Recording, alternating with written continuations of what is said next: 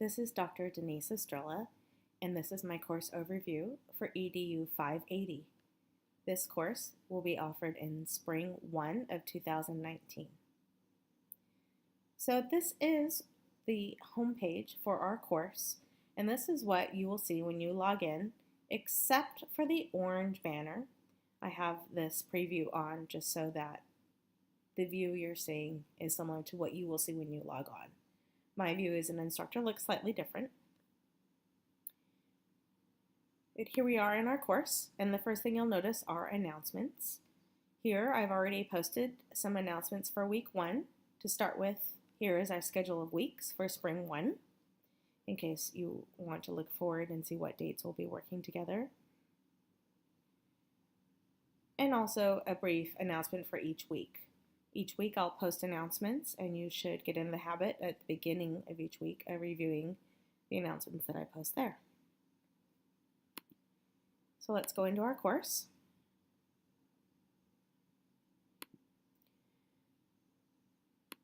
Start here is where you'll click, and this gives you a brief welcome to EDUA 581. I said 580 earlier. It's actually the same course offered for different programs at Concordia. So to get started, please read through the Meet Your Instructor page, read through the course syllabus and capstone handbook, order your textbooks, and watch the welcome e-lecture. Here's a little bit about Google Docs for you to read. We provide a lot of master templates for you so that you can save time. We'll discuss those momentarily. So here is the Meet Your Instructor page. And this e-lecture will be available here. Scroll down, you can see my picture. It's always easier in online learning if you can visualize the person speaking. Here is my contact information. I have a virtual office, and I'll have office hours posted.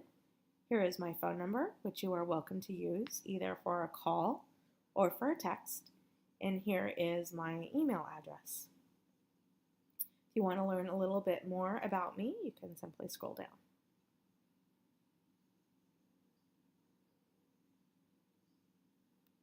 I've already mentioned that announcements will be made each week, and you should be in the habit of reading them weekly. Let's go on now to the syllabus, the capstone handbook, and the textbook for this class. So to view the syllabus, you simply click here.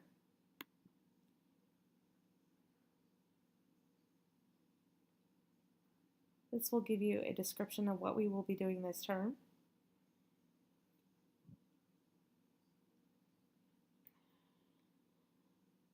These are hyperlinks at the beginning, so you can skip to any part that you want to review. But by scrolling down, you'll see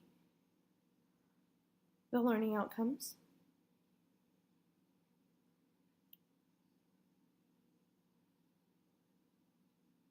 the course description, description of the text, and the structure of the course.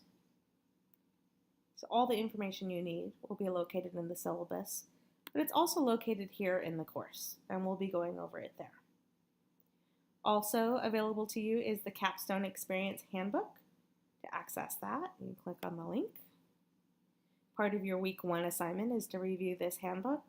I'm sure you have a lot of questions about your capstone project, and they are all listed here. I will be your capstone advisor as well as your instructor. So I'll be helping you through each week, step by step. I know it's a big process, but you'll find that by doing it bit by bit, it'll be over before you know it. So here in the handbook, you can look up information by topic, but we'll be addressing these week by week over spring 1 and spring 2. And our textbook is Improving Schools Through Action Research by Hendricks. We'll be reading selected chapters throughout the courses. This will also be a very good reference for you. I also strongly encourage, if you haven't already, that you purchase the publication manual for the American Psychological Association. This, of course, is the adopted model for professional writing that we use at Concordia. And this is what I call the Writing Bible. I used one all the way through my graduate studies. And quite often when you ask me questions, I'm going to have to refer to the Blue Book. I suggest that you develop the skill of looking up the information on your own. All the information that you need, this is the original source.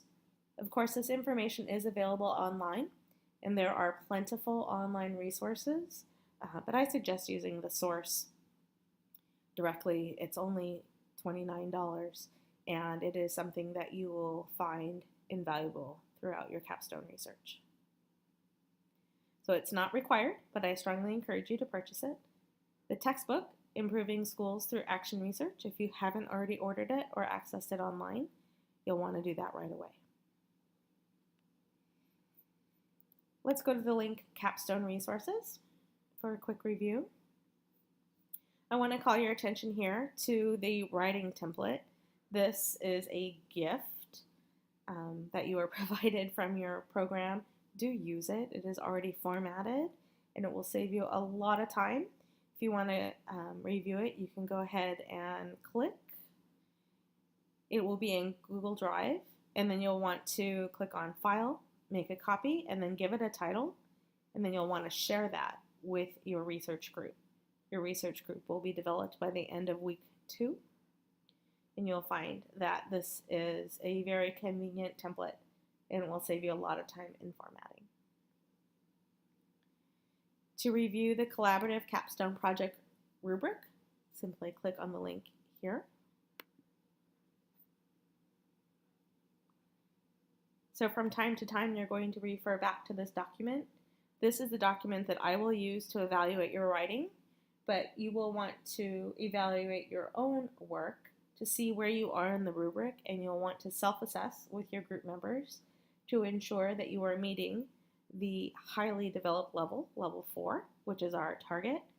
I have had great success working with this rubric with my classes over the last 4 years.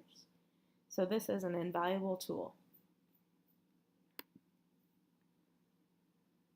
During this first course, at the end of Spring 1, you will develop your IRB, your Institutional Review Board application. I will be reviewing that and approving it and submitting it on your group's behalf. I am part of your group. We will go through that step by step, but to access information about the documents and the procedures, you simply click here. But we'll get to that towards the end of this Spring 1 course. Here is some information about the NIH training. This is a required training that you must do in order to conduct research. Concordia recently switched from NIH to CITI, but either way, you will need to complete a Protecting Human Research program, and you will post your certificate. You've likely already done that in a previous course, but the information you need will be here. This is another tool that I like to consider a gift. This is the Research Design Organizer. It is a really nice tool you can use to organize the research that you'll be doing during this course. I had to design my own when I was doing my graduate work. Here, Concordia provides it for you.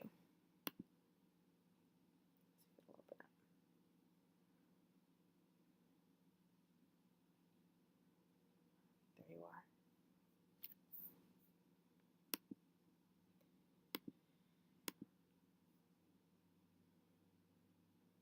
Here is another tool called the Literature Review Matrix.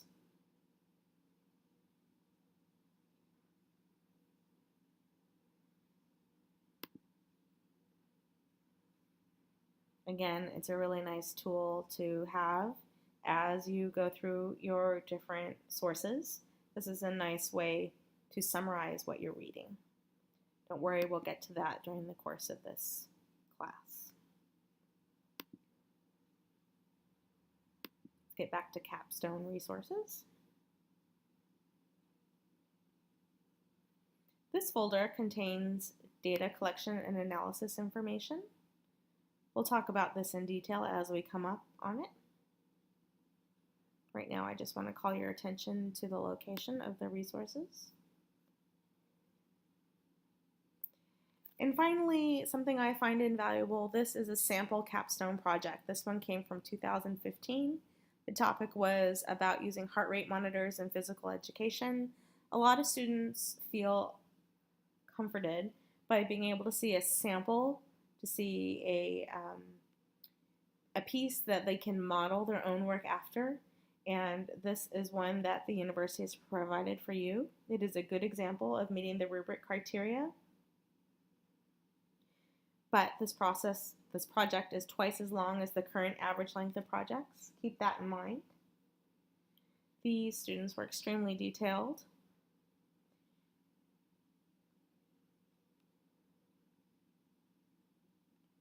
These students went above and beyond, but it does provide a good sample of something if you want to know what your overall capstone should look like.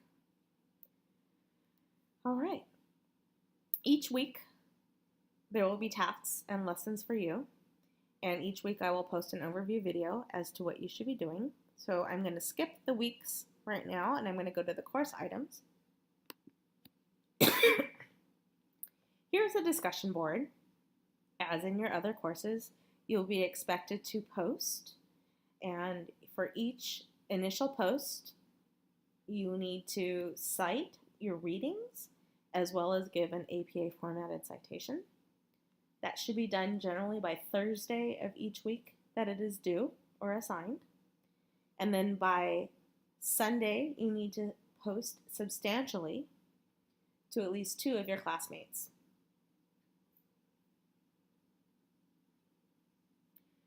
Now let's take a look at the submit assignments. This is where you will go when you are ready to submit your assignments. By the end of week 2, you will have formatted your groups and selected your topic. I will then assign you to groups. A lot of your submissions for this course will be done as a group. But all the same, for each of the tasks or assignments, you'll want to click, and that will take you to the place where you can submit your assignment. You can review the description.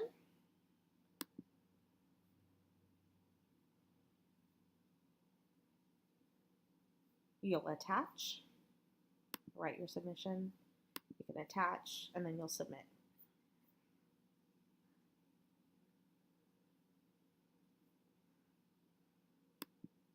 Once you have formed your research groups at the end of week 2, I will assign them, and you'll be able to access them through this groups link. There's nothing there right now because you haven't formed your groups yet. This Collaborate link is where you can access the Blackboard Collaborate. This is where you will go to participate in the live virtual office hours, which are optional for this course. But it's also a place where we can schedule to have a meeting with your group members.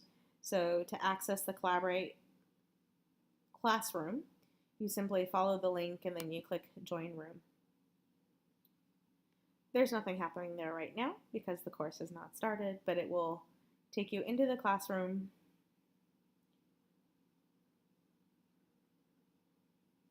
And this is where we will meet for classroom office hours. Okay.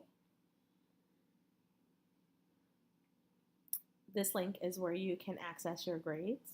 That doesn't have a view for me, but I'm just letting you know that when you want to access your grades, you click there. And you can also send email to your classmates following the send email link. And just a reminder that you are required to use your Eagles account for all classroom correspondence. I know a lot of you like to forward to your other email accounts, but it's really only permissible to discuss course work through the CUI EDU accounts. So please make sure that you have that set up and that you're accessing and contacting your classmates through your Eagles email accounts. Okay, we're almost done. So now, if you want to access any program information, you can do so by clicking on this link, Here's information about your Master of Arts in Education program and your capstone handbook, located here again. APA resources. I already mentioned that I encourage you to access the APA style handbook, but if you want to get some more information about basics, you can click on this link. Here is a link to APA formatting for Purdue OWL. This is a handy tool called verbs of attribution. You'll want to utilize these words in your writing. This has actually been available to all of you in all of your courses, but some of you may not have noticed that it's there. Try to use these general verbs of attribution as you're doing your writing.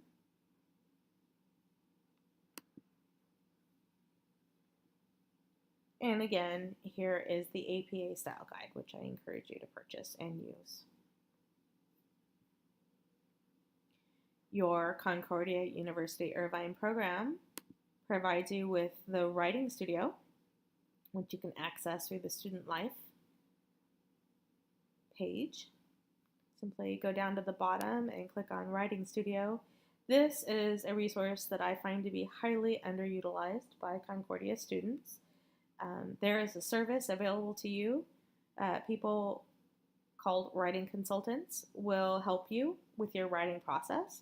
They can help you brainstorm ideas for your paper, organize and focus your ideas, improve your revisions, help you consider audience and tone, and check formatting and documentations for your research papers. I strongly encourage you to work forward of your deadlines and to use the Writing Studio. They generally have a 24-hour turnaround, so you can complete your work, submit it to them, receive it back, revise based on their feedback, and then submit by your deadline in the course.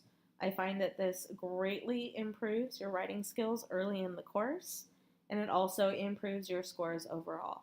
This means that you will get higher grades in the course, and that your learning curve for using APA and research is reduced by quite a bit. So I encourage you to use that source as often as you can. I do my best to give you feedback. I find for students who don't use the Writing Studio, most of the feedback that I provide you is on your writing and not on your content. So by using the Writing Studio, I'm able to provide you with more content-based feedback. And finally, some library resources that are available to you. You'll get more details about this in our library session, the date of which will be announced in the announcement section. But I wanted to call your attention to some excellent library resources that are available to you as a student through Concordia University Irvine. So that is my course overview. I encourage you to review all of these at your own pace, and if you have any questions, to contact me, either by email, by text, or by phone.